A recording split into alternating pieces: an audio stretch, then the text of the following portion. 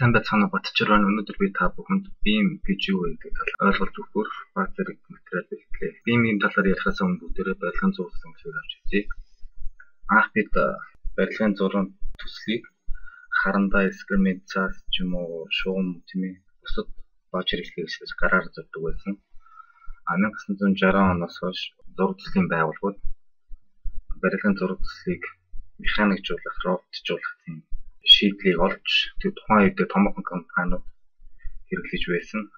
Энэ цаашдаа хөгжсөөр 1980 онд CAD буюу Computer Aided Design-ийг Autodesk маань анх бидэнд танилцуулснаар өнөөг хүртэл бид хэрэглэж байна. Зураг төслийн одоогийн байдлаар хамгийн дэвшилтэт шийдэл болвол Building Information Modeling буюу BIM байгаа. BIM-ийн маань гол санаа 1984 онд буюу ердөө CAD-аас 2 жилийн дараа ихэнх тавигдсан ч 1996 онд бүрэн хэрэглэгчдэд хүрч эхэлсэн байгаа. Би тэгвэл Building Information Modeling гэж юу вэ? Building Information Modeling буюу монголчууд барилгыг мэдээлжүүлэн загварчлах гэсэн утгатай үг байгаа. Энэ параметр бүхий 3D модель ба уг модель дээрээ тулгуурлан байгуулалт, огтлол, өндөржилт, харагдах байдал, деталь, жагсаал зэрэг барилгын зураг төсөл хэрэгтэй бүхий л хэрэгслүүдийг үүсгэх процесс юм аа. BIM нь зөвхөн зураг төслийн шатанд биш барилгын бүхий л үйл явцад оролцож байдаг. Одоо жишээ нь BIM дээр хийсэн проектоос шууд үйлдвэрлэлд захиалга өгөх ч юм уу. Тэгээд бусад хорших инженерүүд маань энэ дээр үндэслээд өөрсдийн хийж бүтээсэн зургуудыг хийх ч юм уу те. Маш том тийм менежментийг шаарддаг зүйл байгаа. За ингээд бүгдээрээ ерөнхийдөө нэг хальт BIM-ийн талаар видео үзье.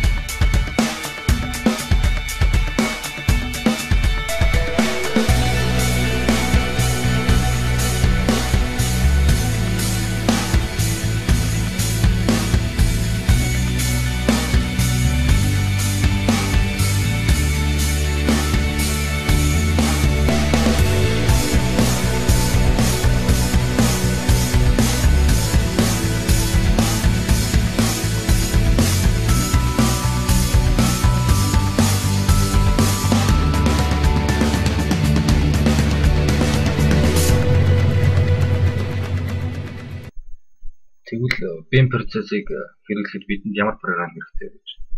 Үүнд бол маш олон програм байгаа. Жишээ нь та бидний сайн мэдэх Монгол нэгэн газар гэсэн Graphisoft CAD байна, Америкт нэгэн өргөмжлүүлсэн MicroStation байна, Европын орнуудад бас өргөмжлүүлсэн Nemestic Vectorworks ч юм уу Allplan байж болж байна. Эдгээр програмуудаас хамгийн их нийтлэг хэрэглэгдэх хамгийн хүчрэг програм бол Autodesk-с гаргадаг Revit гэсэн програм байгаа. Энэ дотор Revit Architecture, Revit нэг Revit structure гэсэн гурван төрөлтэй. Мөн адил 2013 дэх зөвхөн бүгдийн нэг зогц болгосон Revit гэсэн програм гарсан байна. Энэс бүгдээ Revit architecture-ын дараа авч үзье. Revit architecture гэж юу вэ?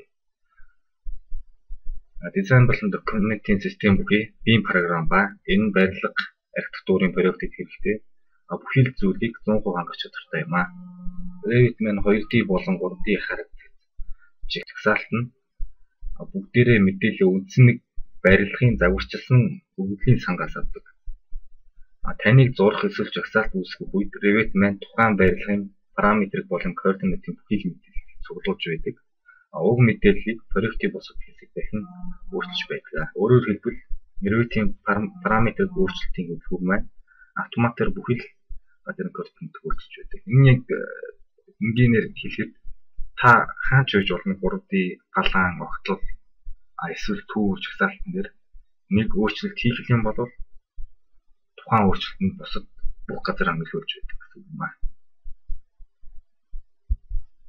За Revit architecture-ийн маань хамар хүрээд авч үзье. Үүнд мэдээж барилга архитектур орно. Маш том барилгаас хавуулаад маш жижиг юм проектыг бүгдийг нэг чадвартай байна.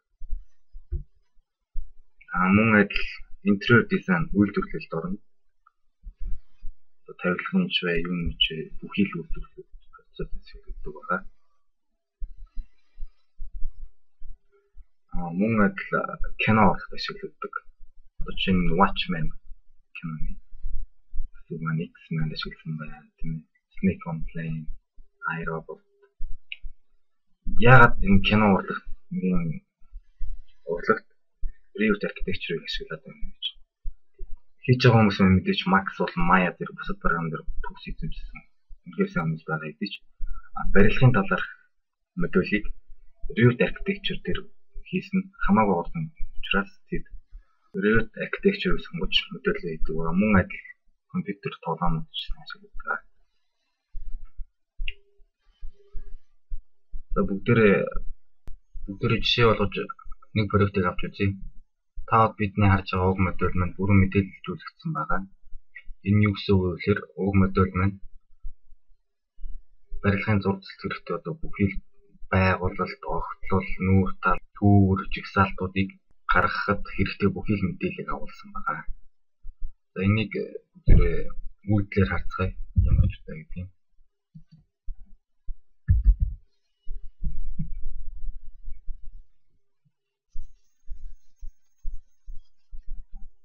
За энд би 3D тэгээд хаалганы төвөр байгуулалт гэсэн 3 харагдсан нээсэн байна.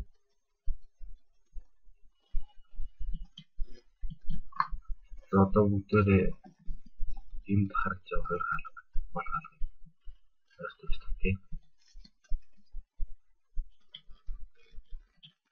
Тэгээд энэ хоёр хаалга маань байгуулалт дээр энд явж байна. Өөрөөр хэлбэл H6 гэсэн нэмэлт байна. Энд H6 нийт 2 ширхэг байна гэсэн байна. За би байгуулсан дээр энэ хаалгыг онгоолтын өөрчлөлт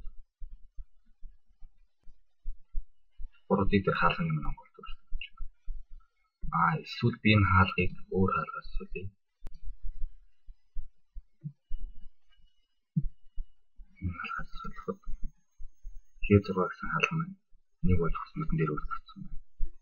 Энэ юу гэсэн үг вэ гэхээр уг 3D модуль нь бүрэн мэдээлэл үзэгдсэн байгаа. Тухайн мэдээллээс бусад одоо 2D зураглууд, түүх жагсаалтууд мэдээлэл авч байдаг юм аа. Ингэснээр уг 3D модуль маань өөрчлөгдөхөд талаанч өөрчлөгдөн, жагсаалтч өөрчлөгдөн, бүхий л одоо холбогдох энэ хаалга харагдж байгаа бүхий газар өөрчлөгдөн гэсэн үг. Жишээ нь би энэ хаалгыг байдлын өөрчлөлт мөн адил 3D дээр өөрчлөгдөх юм. Ийм хүчин чадалтай програмыг BIM програм гэж нэрлэж байгаа. За бүгдээ ерөнхийдөө BIM дээр ажилласан уг проект юм аа. Хийхэд хэр зэрэг одоо жишээ нь энэ зургийн бүрдэх жагсаалтыг Revit маань өөрөө бүрдэх бүрэн чадалтай байна.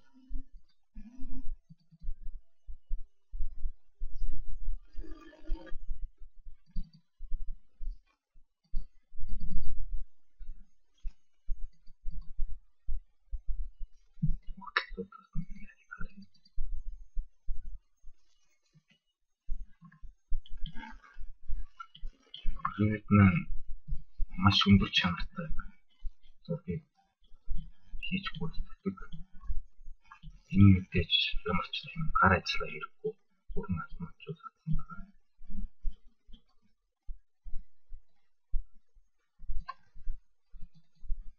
Нуур тавьж хийдэг шинэ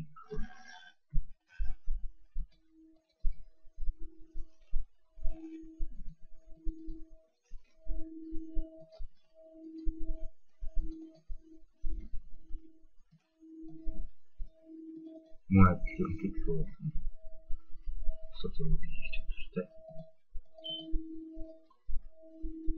Энэ бүхнийг хийхэд та ердөө бүрэн мэдээлжүүлэгдсэн 3D мэдээллийг босгох явдал юм аа. Жишээ нь бүгдээрээ юу яаж үзье? Нэг огтлол үүсгэх хэр огцоо орох үү үзье.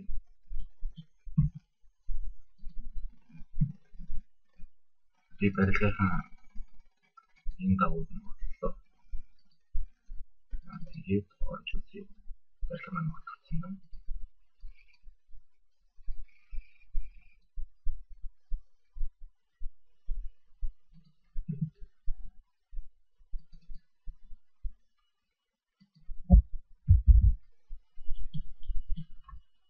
Жишээ нь огтл маань одоо шууд real time буюу үр дүн шууд гарч ирдэг. Өөрөөр хэлбэл би огтлыг